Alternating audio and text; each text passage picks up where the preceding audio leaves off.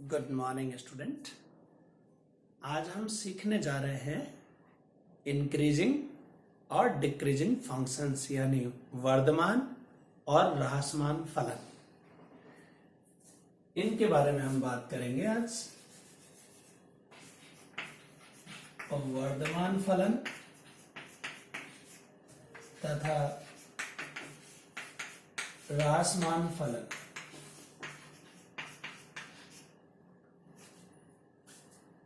increasing function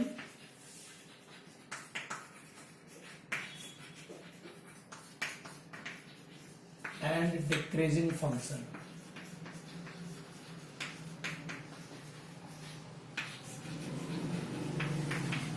अब ये increasing function और डिक्रीजिंग फंक्शन यानी वर्धमान फलन और ह्रासमान फलन होते क्या है, पहले हम उन्हें समझने की कोशिश करते हैं। जैसे हमारे पास कोई फलन है y = fx, ये कोई फंक्शन दे रखा है। fx एक फलन है यानी फंक्शन है, और हमें ये बताना है कि ये वर्धमान है या ह्रासमान है। तो क्या चेक करना होगा? तो हम चेक ये करेंगे कि जैसे जैसे हम x के मान में वृद्धि करते चले जाएं तो fx का मान भी यदि बढ़ता चला जाए, और यदि x के मान में कमी करें तो fx का मान भी कम होता चला जाए, तो हम कहते हैं कि ऐसा फलन वर्धमान फलन कहलाता है। क्या मतलब है कि माना हमारे पास दो अवयव हैं x1 और x2। जिस भी फंक्शन पे ये डिफाइन किया हुआ रहता है, ये x1 और x2 हमने उसी के अवयव मान लिए हैं। यानी कि जैसे मैं ये कह दूं कि ये fx जो अपना है किसी ओपन इंटरवल a b में परिभाषित किया हुआ है, तो ये जो x1 x2 आप ले रहे हैं ये इसी के अवयव होने चाहिए। यानी x1 और x2 जो है दोनों के दोनों इसी ओपन इंटरवल a b में आने चाहिए। इसका मतलब ये है हमारे कहने का। तो अब ये जो दो मान हमने चुने, और इसमें इस तरह से मैं कहूं कि x2 जो है वो बड़ा है या बराबर है x1 के, तो फिर जो इनके मान यहां रखने पर fx1 और fx2 प्राप्त होंगे वो भी इसी तरह से आने चाहिए। यानी x2 बड़ा है x1 से तो fx2 भी बड़ा होना चाहिए fx1 से। यदि x2 बराबर है x1 के तो fx2 भी बराबर होना चाहिए fx1 के। यदि ऐसी स्थिति आती है तो हम कहते हैं कि ये वर्धमान फलन है। वर्धमान फलन इंक्रीजिंग फंक्शन, इसकी बात कर रहे हैं इंक्रीजिंग वाले। तो इसका ग्राफ जब अपन खींचते हैं, जब इसके ग्राफ की अपन बात करेंगे तो ये ग्राफ कुछ इस तरह से चलता है, जैसे इधर अपन ने x ले लिए, इधर अपन ने fx ले लिए, और इधर जैसे जैसे अपना x बढ़ रहा है fx भी बढ़ रहा है, ये x बढ़ रहा है fx भी बढ़ रहा है। हो सकता है कि किसी सिचुएशन में जाकर ये कांस्टेंट हो जाए, यानी x के यहां से यहां तक के मानों के लिए fx स्थिर हो जाए और फिर वापस से बढ़ना शुरू हो जाए। तो इस तरह के ग्राफ यदि हमें प्राप्त होते हैं तो हम इन्हें वर्धमान फलन के तौर पर जानते हैं। हो सकता है ये सिचुएशन आप यूं बताते कि x1 बड़ा या बराबर है x2 के, यानी उल्टा कर दिया जाए। अभी तो x2 को बड़ा बताया, अब मैं कह देता हूं कि x2 छोटा है, तो फिर fx1 भी छोटा होना, fx2 भी छोटा होना चाहिए fx1 से। यानी इधर से पढ़ोगे तो x2 छोटा या बराबर है x1 के, लेस देन और इक्वल्स टू x1, और इधर से पढ़ोगे तो x1 इज ग्रेटर देन और इक्वल्स टू x2। ये अपना इसका तरीका है कि इस तरह से अपन निकालते हैं। तो हमने यहां देख लिया कि यदि x1 छोटा है x2 से तो fx1 भी छोटा है fx2 से। यदि x2 छोटा है x1 से तो fx2 भी छोटा है fx1 से। इस तरह का परिणाम मिलता है। तो ये निरंतर सिर्फ वर्धमान फलन कहलाता है। लेकिन यदि इन्हीं में हम ये बराबर के चिन्ह हटा दें इस तरह से इन्हें हम हटा लेते हैं तो ये निरंतर वर्धमान फलन कहलाते हैं। निरंतर वर्धमान फलन। निरंतर वर्धमान फलन का मतलब होता है कि ये जो बीच में जो इक्वल वाली सिचुएशन आ रही है ये नहीं आनी चाहिए। तो इसके लिए फिर ग्राफ कैसा आ जाएगा, एकदम स्ट्रेट, यानी बीच में जो थोड़ा स्लोप आया था वो नहीं आएगा।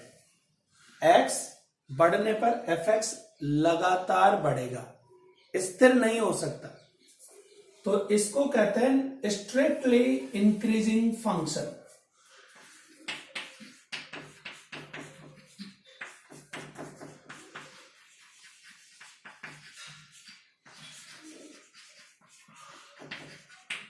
निरंतर वर्धमान फलन, यानी ये सिचुएशन रहनी चाहिए x1 लेस देन x2 तो fx1 भी लेस देन fx2। जो इक्वल का साइन लगा रहे थे वो नहीं आएगा। ऐसे फलन को अपन निरंतर वर्धमान फलन कहते हैं, स्ट्रेटली इंक्रीजिंग फंक्शन। और उसका ग्राफ इस तरह का होता है, बिल्कुल स्ट्रेट लाइन के जैसा, उसमें कोई भी फ्लक्चुएशन नजर नहीं आएगा। अब अपन बात कर लें रासमान फलन की। वर्धमान की जगह रासमान।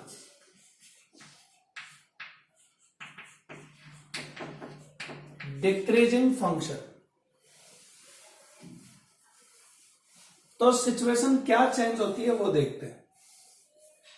इसके अंदर क्या परिवर्तन आता है कि यदि x1 छोटा या बराबर x2 के है तो fx1 बड़ा या बराबर fx2 के आएगा, तब इसका ग्राफ भी चेंज हो जाएगा। ऐसे ही यदि ये बड़ा या बराबर x2 के तो ये छोटा हो जाएगा। उल्टा होता है मतलब रिलेशन। यदि x1 छोटा है x2 से तो fx1 बड़ा होगा fx2 से। इसका मतलब है कि ग्राफ इस बार बढ़ नहीं रहा है, घट रहा है, छोटा हो रहा है, डिक्रीज हो रहा है। तो जैसे जैसे x बढ़ेगा वैसे वैसे ये कम होता चला जाएगा। fx का मान डिक्रीज होगा, यानी x के मान कम होंगे तो fx बड़ा होगा और x के मान ज्यादा होंगे तो fx छोटा होगा।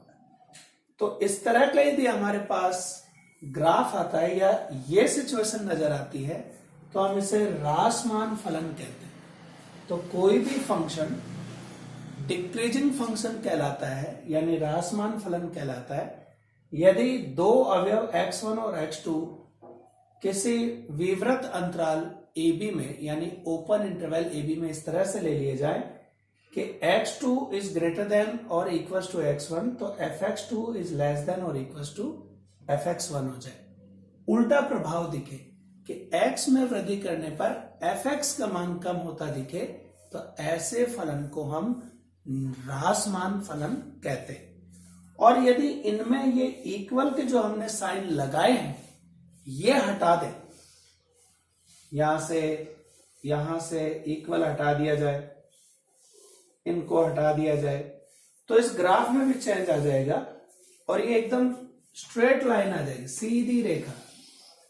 और इन्हें अपन निरंतर रासमान फलन कहते हैं, यानी स्ट्रिक्टली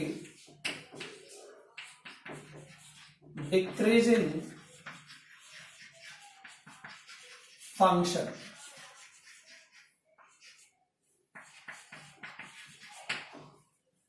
तो स्ट्रिक्टली डिक्रीजिंग फंक्शन यानी निरंतर रासमान फलन में क्या होता है कि यदि x का मान बढ़ेगा तो fx लगातार घटेगा, बीच में कोई स्टेबिलिटी वाली चीज नहीं आएगी, यानी ये कर्व स्थिर नहीं बन पाएगा, लगातार डिक्रीज होगा।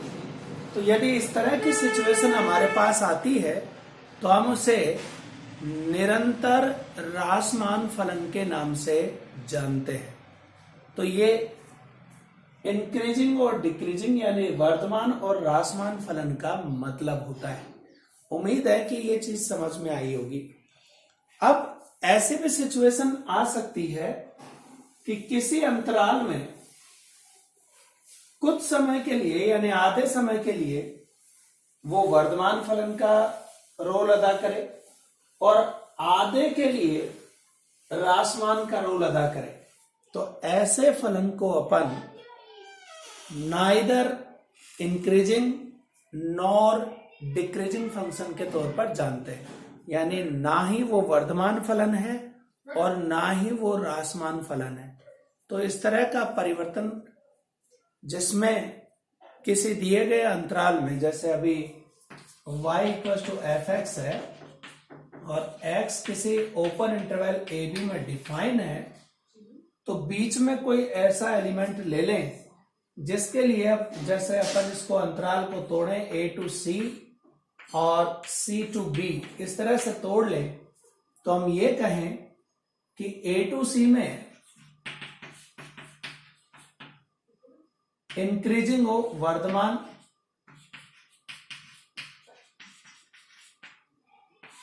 a to c में, और दूसरा जो c to b है इसमें ह्रासमान हो।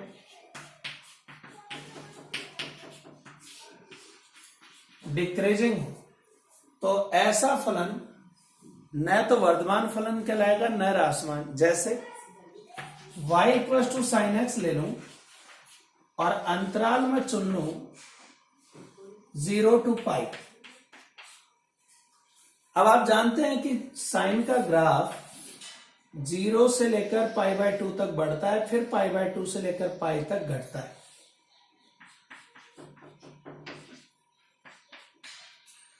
तो 0 से π/2 तक ये इंक्रीजिंग फंक्शन है, निरंतर वृद्धि हो रही है। लेकिन यदि π/2 से π देखेंगे तो ये निरंतर घट रहा है। इसका मतलब है कि ये अपने पास एक ह्रासमान फलन, तो इस तरह से निरंतर वर्धमान, निरंतर ह्रासमान, वर्धमान ह्रासमान, या फिर ना तो वर्धमान ना ह्रासमान हो, ऐसा अपन पता लगा सकते। अब ये पता कैसे चलेगा कि कोई फलन वर्धमान है या ह्रासमान है, ये मालूम कैसे चलाएं? तो इसके लिए अपने पास एक तो बाय ऑब्जर्वेशन मेथड, निरीक्षण विधि से ही पता चल जाता है। अभी जैसे कैसे कि मान लो f(x) आपको इस टाइप का दे दिया, x² टाइप का। अब आप देखेंगे कि x का मान यदि अपन इसमें रखे हैं तो स्क्वायर लगने की वजह से वो मान तो निरंतर बढ़ता ही चला जाएगा, कम नहीं होने वाला। तो ऐसी सूरत में f(x) का मान चूंकि लगातार बढ़ रहा है तो अपन उसे कहते हैं कि ये वर्धमान फलन है। लेकिन यदि यही चीज इस तरह की होती, f(x) = x³ टाइप का, x के मान में वृद्धि करने पर f(x) भी बढ़ता चला जा रहा है और x का मान माइनस में बढ़ाने पर f भी घटता चला जा रहा है। इस प्रकार की सिचुएशन के ऊपर भी अपने को ध्यान देना है कि ये वर्धमान है या ह्रासमान। बाय ऑब्जर्वेशन में ये चीज भी आती है, 2x + 1 का होल स्क्वायर +7 जैसे ये दे दी, तो इसको भी देखकर अपन डायरेक्ट मालूम कर सकते हैं कि ये वर्धमान होगा या ह्रासमान होगा, क्योंकि जैसे ये x के मान चाहे प्लस रखो या माइनस रखो, स्क्वायर होगा तो बढ़ेगा, प्लस का ही अगर 7 में जुड़ेगा तो एक पॉजिटिव वैल्यू ही आ जाएगी। तो बाय ऑब्जर्वेशन से भी पता लगा सकते हैं। और दूसरा तरीका डिफरेंशिएशन वाला है कि यदि अपन दिए गए फलन का अवकलन करें,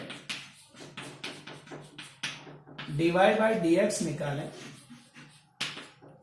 f' ये निकालें, तो ये जो अवकलन वाली वैल्यू आई और उसमें अपन x के मान रखें और ये मान रखने पर f' यदि >0 यानी पॉजिटिव प्राप्त होता है तो अपन कहते हैं कि ये स्ट्रिक्टली इंक्रीजिंग है, यानी निरंतर वर्धमान फलन है।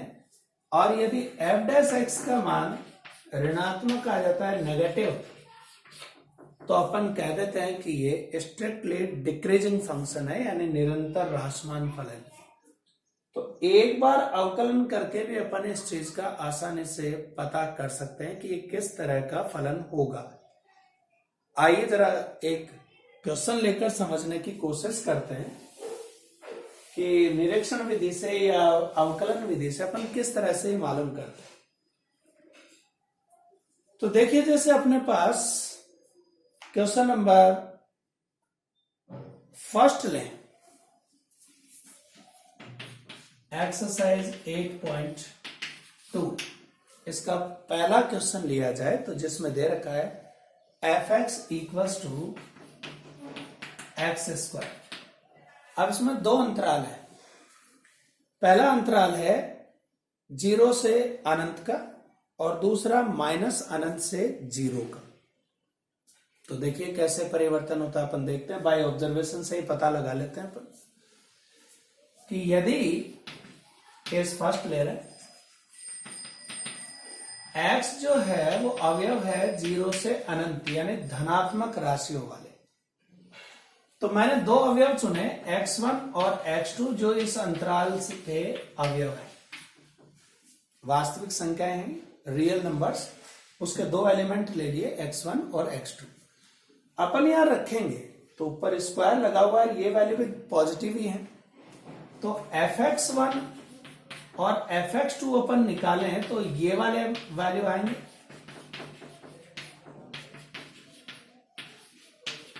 अब यदि मैं ये कहूं कि x1 से बड़ा या बराबर है x2, तो निश्चित है कि उनके स्क्वायर भी बड़े या बराबर के रूप में ही आएंगे।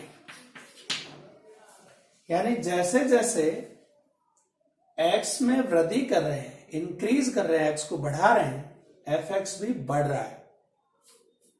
fx2 भी ये fx1 से बड़ा मिलेगा, बढ़ रहा है, x बढ़ने पर fx बढ़ रहा है। इसका मतलब ये वर्धमान फलन है इस अंतराल में, इसलिए f वर्धमान है यानी इंक्रीजिंग है इस इंटरवल 0 से इनफाइनाइट में। लेकिन यदि इंटरवल चेंज कर दूं, देखिए इंटरवल अब मैं दूसरा ले लूं, केस 2, कि x को -अनंत से 0 ले लिया जाए, यानी अब आप माइनस की राशियां ले रहे हैं, यानी x का मान निरंतर घटा रहे हैं, लेस करते चले जा रहे हैं। तो यहां पर fx में क्या चेंज आएगा? यदि x1 और x2 दो अवयव मैंने चुने इस अंतराल के, तो x1 मान लीजिए छोटा है x2 से, तो हम देखेंगे कि इसका fx1 वाला रिलेशन उल्टा आएगा।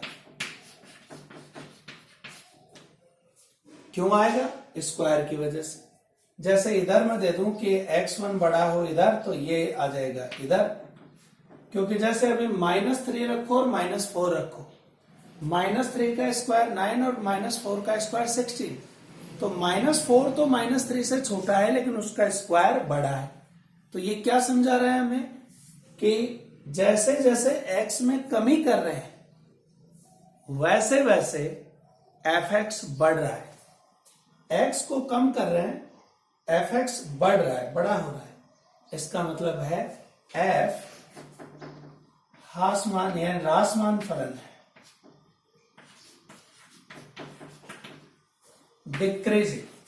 तो ये बाई ऑब्जर्वेशन है, यानी निरीक्षण विधि से भी हम पहचान सकते हैं कि ये निरंतर वर्धमान होंगे या निरंतर ह्रासमान होंगे, या सिर्फ वर्धमान होंगे या सिर्फ ह्रासमान होंगे।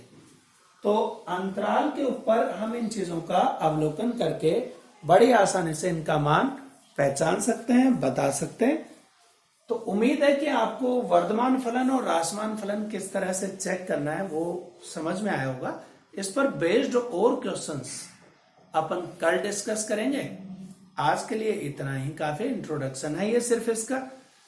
जो प्रथम अवकलज के ऊपर आधारित तरीके हैं, यानी f' अपन निकालें और उसके आधार पर बताएं कि ये किस तरह से होगा, तो हम उसे कल डिस्कस करेंगे। 8.2 में ही उनके तरीके भी शामिल हैं।